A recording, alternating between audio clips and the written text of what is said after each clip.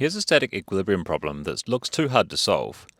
We're given a 400 kilogram horse leaning on a wall and given some, but not all, of the dimensions, just these ones. And we're asked to find a force exerted on the horse by the wall.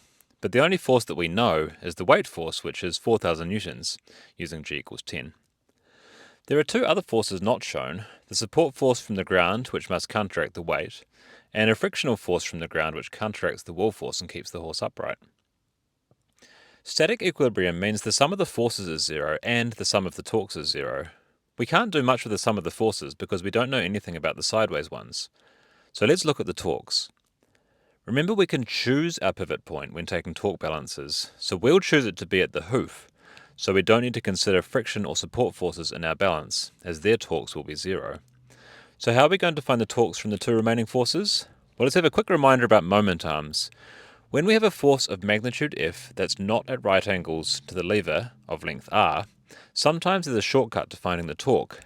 We can slide the force along its direction of action until it is at right angles.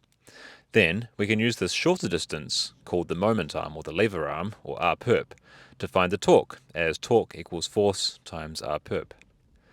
And we can do this for our horse problem with both forces. We slide the weight force down until it reaches the ground, so it's now at right angles.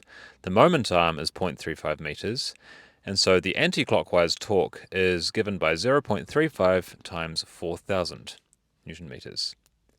And we slide the wall force across until it's at right angles, and so the corresponding clockwise torque is 1.2 meters times the wall force. These two torques must equal each other for the torques to balance, so 1.2 F wall is 0.35 times 4,000, which gives us F wall is 0.35 times 4,000 over 1.2, which is 1166.66 recurring newtons, which is 1200 newtons to two significant figures. We could then go back and use the force balance to find the other two forces if we wanted to.